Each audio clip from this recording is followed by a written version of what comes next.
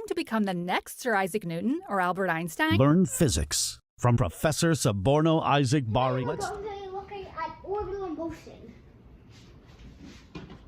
So, let's imagine for 1 second that you're on top of, let's say it's the year 2157. Humanity has built a 2-kilometer tall building named,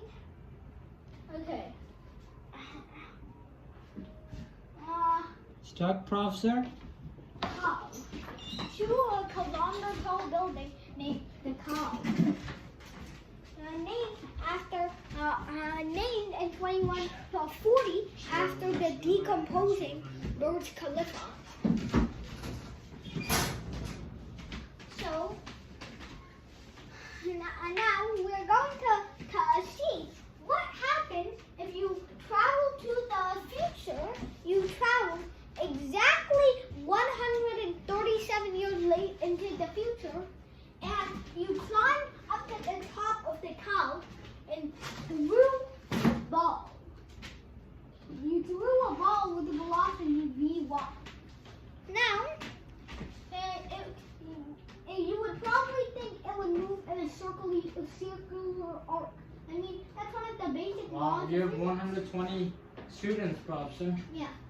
So, you would probably think, oh, it's a basic law of physics that this must go in a circular arc. Let's demonstrate this actually a little bit more to scale.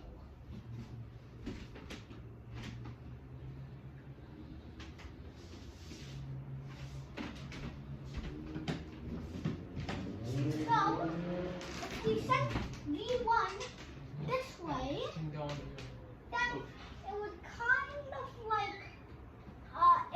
kind of 140 students, Prof, sir. It would kind of go into a circular arc due to the force of gravity. It wouldn't travel in a straight line, rather in a circular arc. I'm trying to demonstrate that, not working out so well, but imagine that this was a circular path. Yeah, that kind of looks, no, that doesn't look that good. But just imagine this was a circular arc path. Now, obviously, this dilated path is because of the ongoing constant force of attraction by gravity. I mean, that's how the star formed from gas condensed together by gravity. Boom, the star was formed. So now, you should actually be grateful that gravity exists instead of just yelling and screaming because it won't let us jump off Earth and go to the moon easily. I mean, we would die if it wasn't for gravity. So, now, what if we made it so that we had such a velocity for the tower? Let's make this very small so we can illustrate it.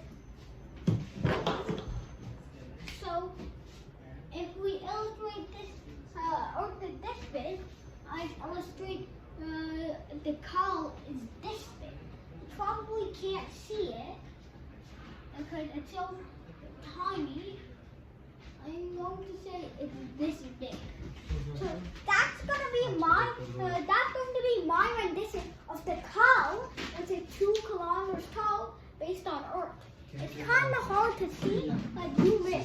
You'll see a little spike here. So, say you are on the top of that tower and threw it with just the right velocity.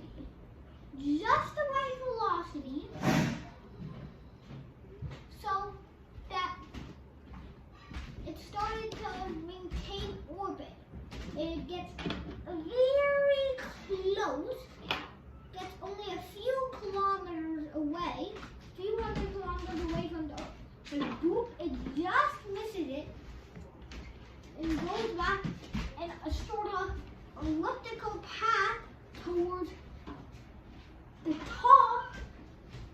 the cow. That's when you know that it's starting to orbit. It will kind of spiral outwards. Oh wait, no. That it won't do that. It kind of is gonna maintain an elliptical orbit forever because of the cruising gravity. That's what most satellites use to their advantage. Sus, stop trying to imitate me. Over. So now, what if I showed you that the Earth was, what if first we make the Earth this big, so I estimate Burj Khalifa would, the Khalifa would be about this big. This is probably a more accurate rendition of the cow. So the cow is this tall compared to Earth. Kind of hard to see, I know, but yeah, it kind of looks like a dot from there. So now, say we launch this with such a velocity, we're going to call it V-magic, that it suddenly maintains a circular orbit. Cow. So the cow is this tall. What do we do? What do I do? Such a velocity. Okay, wait. Alright. Okay.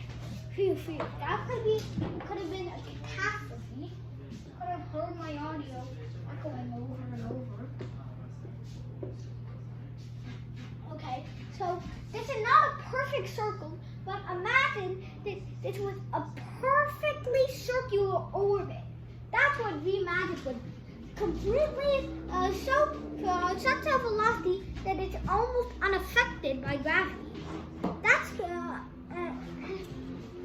so now I'm going to tell you about one more scenario.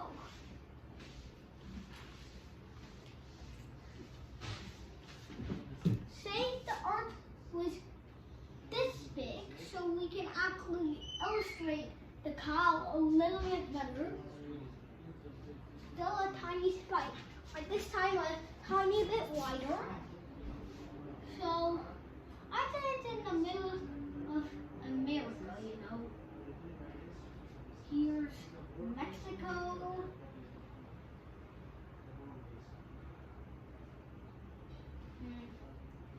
Antarctica, all the melting glaciers and stuff. Then a bit of Asia here. I'm not really sure how the western side of the world look like, so I'm just gonna illustrate it like this for now. And I know about India a little bit, so kind of looks like this. So that's for my illustration of Burj Khalifa and the world. I'm not trying to be Picasso here. That's trying to give a good look. So now, what is the velocity that I'm going to mention? So I want you to guess it. You'll have as much time as you need. You can. I want to finish coloring this in. Then you must come up with an answer. Have some time to discuss it with yourself. Oh wait, Antarctica is right. What am I doing? So I'm actually finished right now. So you can see that. So let's see what we're going to mention. So, Mr. Aaron! Yeah, come in. Come in, Professor. Kind of late to class. Any technical difficulties, Professor? No, I Yes. want you to come to class. Sure, sorry about that, Professor. Hope you give our Professor a like, thumbs up, share, subscribe, and comment, and donate to our Patreon, The 5 Commandments. Thank you. Isn't that 6? Okay, so this is the escape velocity. This is the velocity so large, so great, it starts going in a hyperbolic path. The sideways velocity is so strong that gravity, the sideways velocity is so strong, gravity's tug won't work anymore. Gravity's tug is a bit tinier compared to the sideways velocity. This is what rockets do to escape the gravitational well that is Earth. So, how can we find this escape velocity, you may ask? Well, it's really simple. We can derive this from a simple kinematics equation. Two simple kinematics equations, actually. So first, since we're talking, let's consider the Earth to be just a dot. Let's consider Earth to be just a tiny little speck. And you have this object orbiting it. First, what would be the velocity of that object? Second, what would be its period? So, V is equal to d over t. First, let's go to the rotating form of that because we're orbiting. And that's going to be 2 pi r over capital T. So, this would be c, and this would be d. So that means that G and object and Earth over r squared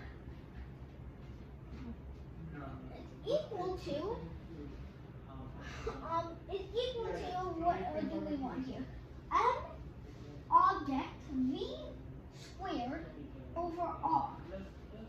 So first this and that, meaning the velocity of this guy, the escape velocity of this this orbiting velocity, the magic velocity that we were talking about earlier, it's equal to, drum roll please,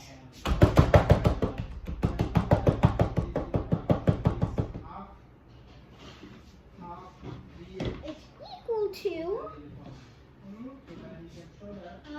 the square root of g magic. Oh!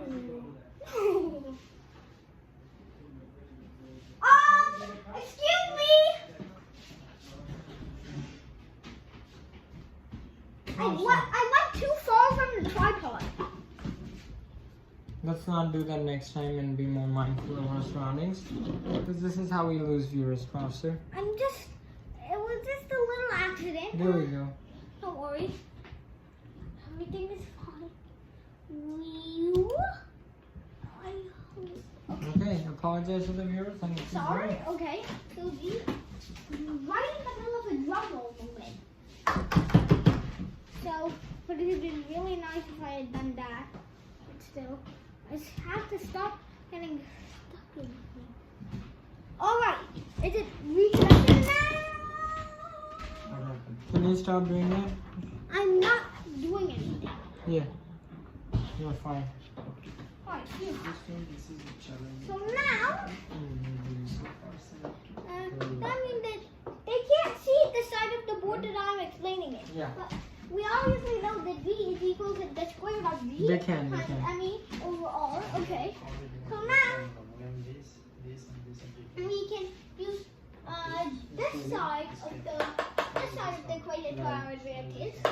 So we can plug in 2 pi r over period for V equals the square of GME over R.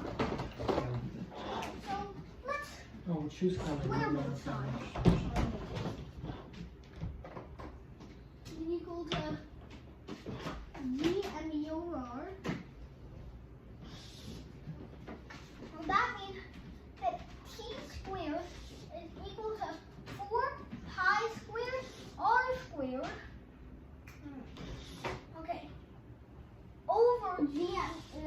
cubed over GME. So that's the period of an object. That's the period of an object. Sometimes to receive data from exactly one location,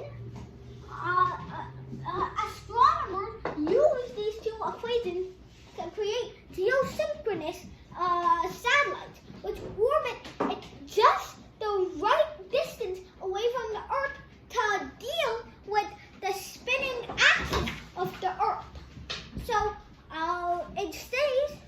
So say that the point I want to be in this place at this time, and it flies above it right here. Then if it is exactly the right distance, about 400,000 kilometers away, no, 400,000 kilometers away, estimated. Wait, no, that's farther than the moon. It's somewhere like here. I know it's somewhere in this way. So it's around 40,000 kilometers away from the point it's assigned. Then it will be exactly. It will follow the spinning of the axis of Earth exactly. Well, not exactly, but close exactly. So exactly that we can just estimate for the most centuries. So for the most part, we can estimate. So it would be on this part at the time of the day. If it were this part at the time of the day, then the satellite would be right surfing above it, right in the same position, at least from the view of the people there. So, Alright, Professor, you done? yeah, that's really all I have to talk about for today. With that, bye. Subscribe to Bari Science Lab to fall in love with math and science, especially programming.